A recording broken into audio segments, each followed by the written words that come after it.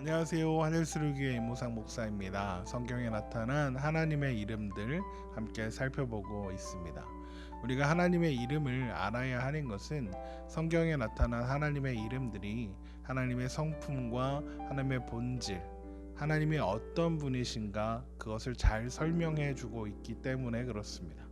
아마도 하나님은 하나님의 이름들을 통해서 하나님이 어떤 분이신지 우리에게 가르쳐 주고자 하신 것 같습니다. 모든 성경이 그렇겠지만 특별히 출애굽기에는 하나님의 이름들이 많이 등장합니다. 예를 들면 출애굽기 3장에는 하나님은 스스로 있는 자라고 하셨습니다. 바로 여호와이죠. 영원히 스스로 존재하시는 처음과 나중 되시는 하나님, 모든 것의 시작과 마침이 되셔서 영원히 우리와 함께 하시는, 변하지 않고 우리를 지키시는 하나님이라는 의미로 살펴보았죠. 그리고 34장에 가면 출애굽기 34장 5절에 여호와께서 구름 가운데 강림하사 그와 함께 거기 서서 여호와의 이름을 선포하실세 여호와께서 그의 앞으로 지나가시며 선포하시되 여호와라 여호와라 자비롭고 은혜롭고 노하기를 더디하고 인자와 진실이 많은 하나님이라 말씀하셨습니다. 여호와 하나님이신데 여호와 하나님은 어떤 분이시냐? 자비롭고 은혜롭고 노하기를 더디하고 인자와 진실이 많은 하나님이다 라고 말씀하신 거죠. 그런데 여기에 자비롭고 은혜로운 하나님, 그래서 자비의 하나님 엘 라쿰, 은혜의 하나님 엘 카눈 이라는 말씀도 등장합니다. 하나님은 자비와 은혜의 하나님이시라서 노하기를 더디하시고 인자와 진실이 많으신 하나님이다. 바로 그분이 여호와 하나님이시다라고 말씀하고 있는 거죠. 여기 나오는 엘 라쿰, 엘 카눈, 은혜의 하나님, 자비의 하나님도 하나님의 이름들을 살펴보는 가운데 살펴볼 수 있기를 소망합니다. 그리고는 하나님은 자기의 이름을 질투라고 선언하십니다. 출애굽기 34장 14절에 너는 다른 신에게 절하지 말라 여호와는 질투라 이름하는 질투의 하나님이라 하셨습니다. 하나님은 하나님의 이름을 알려주시는 그 마무리에서 질투하는 하나님이라고 말씀하신 겁니다. 하나님은 질투다, 내 이름은 질투다 라고 말씀하신 거죠. 그 이름이 바로 엘칸나입니다. 질투라는 단어가 하나님과 과연 어울리는 단어인가 라는 생각이 드실 수도 있습니다. 그러나 성경은 분명하게 하나님을 질투하는 하나님으로 표현하고 소개하고 있습니다. 그렇다면 엘칸나, 질투하시는 하나님이라는 이름에는 어떤 의미가 담겨 있을까요? 우선은 질투의 개념을 먼저 확인해야 합니다. 질투에는 두 가지가 있다고 합니다. 악의적인 질투와 사랑에 근거한 질투입니다. 악의적인 질투는 남이 가진 것을 내가 소유하지 못했을 때 오는 질투입니다. 사촌이 땅을 사면 배가 아프다 그러죠. 바로 그런 질투입니다. 그래서 그런 악의적인 질투의 근거는 시작은 탐욕입니다. 탐심이죠. 그리고 이런 탐욕은 바로 인간의 죄성에서 나오는 결과물입니다. 골로새서 3장 5절은 그러므로 땅에 있는 지체를 죽이라 곧 음란과 부정과 사욕과 악한 정욕과 탐심이니 탐심은 우상숭배니라 했습니다. 오늘 말씀과도 연결됩니다. 탐심이 곧 우상숭배라 하였습니다. 탐심이 우상숭배인 것은 하나님과 함께함으로써 하나님께서 공급해 주시는 것으로 충분했던 인간이 하나님을 떠나 하나님 아닌 것으로 살고자 했다는 것을 보여주는 사건이기 때문에 그렇습니다. 바로 아담이 선악과를 따먹은 사건이 바로 그것입니다. 가질 수 없는 것을 가지고 싶어 했던, 모든 것이 충분했음에도 불구하고 하나님께서 금하신 단 하나를 탐욕했던 결과, 그것이 죄이기 때문에 그렇습니다. 결국 탐심은 하나님을 대신할 무언가를 끊임없이 갈구하는 것, 그것이 탐심입니다. 그런데 사랑에 근거한 질투도 있습니다. 사랑에 근거한 질투는 사랑의 관계를 지키려고 보호하고자 하는 마음에서 나오는 것이죠. 사랑이 깨지지 않도록, 사랑의 관계가 깨지지 않도록 지키려는 마음이 사랑에 근거한 질투라고 할 수 있겠습니다.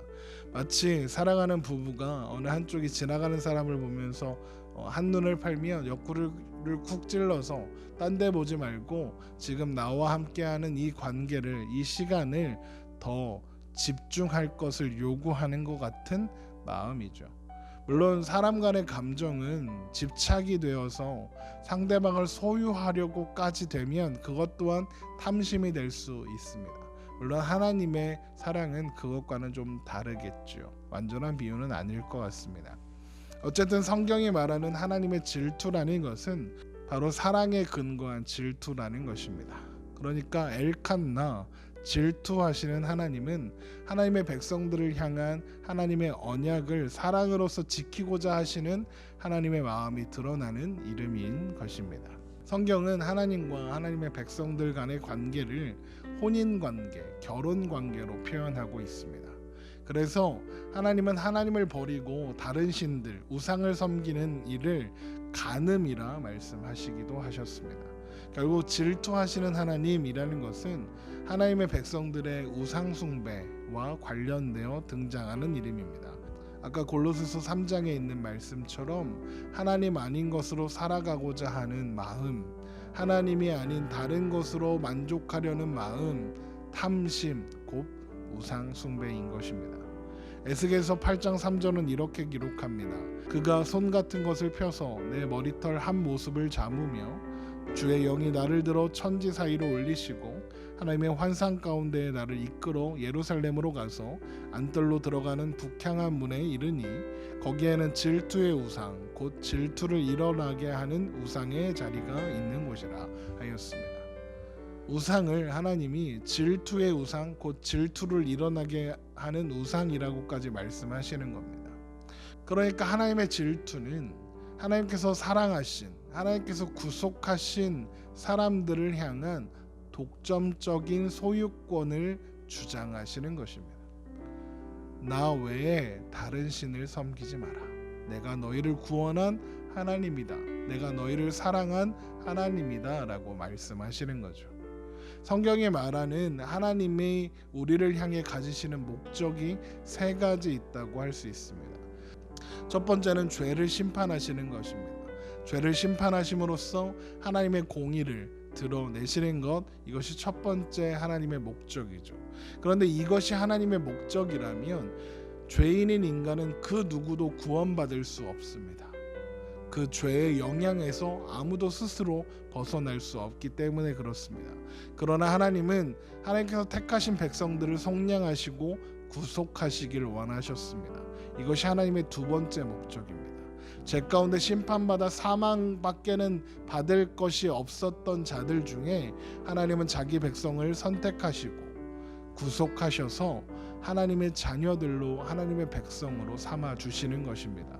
하나님은 바로 그런 자들, 하나님이 구속하신, 하나님이 선택하신 자들에게 사랑받고 찬양받기를 원하십니다. 이것이 하나님의 세 번째 목적이라고 할 수 있죠.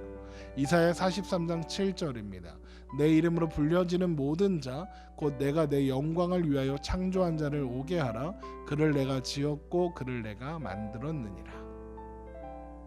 결국 하나님의 질투는 하나님의 공의와 하나님의 긍휼을, 은혜와 사랑을 드러내기 위한 하나님의 열심이라고 할 수 있는 것입니다. 하나님의 질투는 하나님께서 우리를 위해 모든 것을 쏟아부어 주셨음을 보여주는 증거인 셈입니다. 내가 이렇게 내 백성을 사랑했다 하시는 증거이죠. 하나님은 실제로 하나님 전체를 우리에게 쏟아부어 주셨습니다. 그 증거가 독생자 예수 그리스도를 우리에게 보내시고 십자가에 죽게까지 하신 것입니다. 우리를 향한 사랑을 하나님은 절대로 포기하시거나 취소하실 수 없는 것입니다. 하나님은 우리를 끝까지 포기하지 않으시고 보호하시며 붙드실 것입니다. 로마서 8장 32절은 자기의 아들을 아끼지 아니하시고 우리 모든 사람을 위하여 내주시니가 어찌 그 아들과 함께 모든 것을 우리에게 주시지 아니하겠느냐 말씀하셨습니다. 하나님께서 질투하실 만큼 우리를 사랑하시는 분이라는 것 우리는 기억해야 하는 것입니다. 그렇기 때문에 하나님은 우리에게 하나님을 향한 독점적인 사랑을 요구하십니다. 하나님만 사랑하라 요구하십니다. 우리를 사랑하시되 독생자 예수 그리스도를 십자가에 내어주시기까지 사랑하셨기 때문에, 정말 모든 것을 다해서 사랑하셨기 때문에, 그런 하나님이시라서 하나님은 우리에게 하나님을 사랑할 것을 요구하시는 것입니다. 엘칸나의 하나님은 우리에게 하나님을 버리고 돌아선 우리들에게 하나님 앞으로 돌아올 것을 간절히 요청하시는 사랑의 하나님이라는 것입니다. 그런데 문제가 있습니다. 이스라엘 역사가 보여주는 것처럼, 그리고 또 우리의 삶이 보여주는 것처럼 하나님의 그 놀라운 사랑과 하나님의 그 놀라운 인도하심에도 불구하고 우리는 스스로 하나님을 사랑하는 자리로, 하나님을 선택하는 자리로 갈 수가 없다는 것입니다. 우리가 하나님을 스스로 선택하고 하나님을 사랑하는 자리로 간다는 것은 거의 불가능에 가깝습니다. 세상에는 하나님보다 더 좋은 것들이, 하나님보다 더 사랑하는 것들이 넘쳐납니다.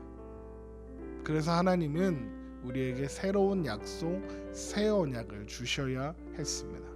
예레미야 31절 33절에 그러나 그날 후에 내가 이스라엘 집과 맺을 언약은 이러하니 곧 내가 나의 법을 그들 속에 두며 그들의 마음에 기록하여 나는 그들의 하나님이 되고 그들은 내 백성이 될 것이라 여호와의 말씀이니라 하셨습니다.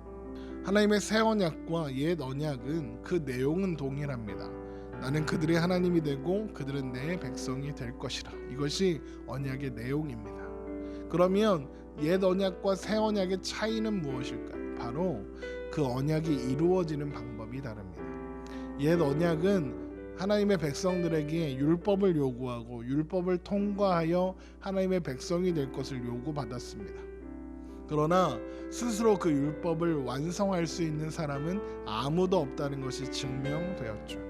그래서 새 언약은 하나님께서 스스로 이루라 하시지 않고 하나님이 이루시겠다 말씀하십니다. 내가 나의 법을 그들 속에 두며 그들의 마음에 기록하겠다 말씀하십니다. 언약이 이루어지는 방법이 바뀐 것입니다. 하나님께서 하나님의 백성들의 마음에 하나님의 법, 하나님의 말씀을 두시고 하나님께서 이루시고 하나님께서 그 말씀을 그 마음에 새기셔서 이루시겠다 말씀하시는 것입니다. 하나님이 이루신다. 이것이 새 언약의 핵심입니다. 그래서 하나님은 우리에게 사랑을 원하십니다. 우리가 스스로 하나님을 사랑할 수 없으니 우리 마음을 변화시키시고 뒤엎어 그 안에 하나님의 말씀을 새겨주셔서 하나님을 사랑하게 하시겠다 말씀하십니다.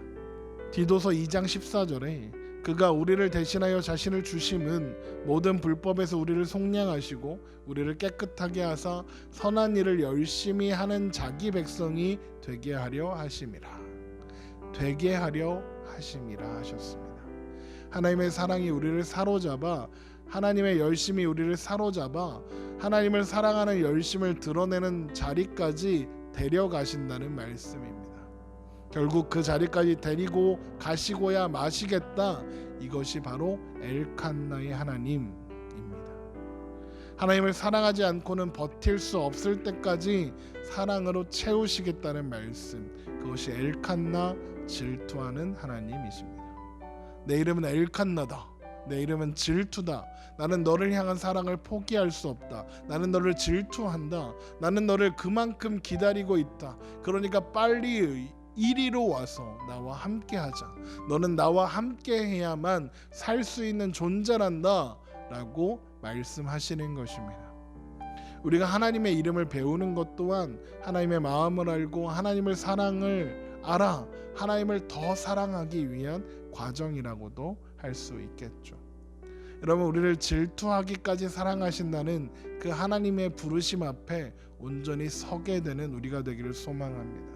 하나님과 동행하고 하나님을 사랑함으로써 하나님과 사랑의 교제를 놓치지 않는 우리가 되었으면 좋겠습니다.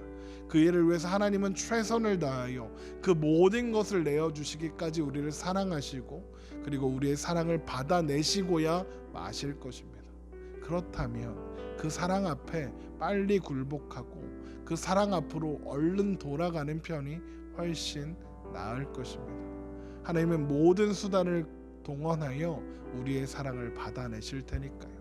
그렇다면 빨리 하나님을 사랑함으로써 하나님 안에 누리는 평안과 기쁨을 누리는 것이 좋지 않겠습니까? 하나님이 놀라운 사랑으로, 질투하기까지 하는 사랑으로 우리를 기다리고 계십니다. 그 사랑에 응답하는 우리가 되기를 소망합니다. 하나님의 사랑 안에 평안을 누리며 기쁨으로 살아가는 저와 여러분 되시기를 주님의 이름으로 축원합니다.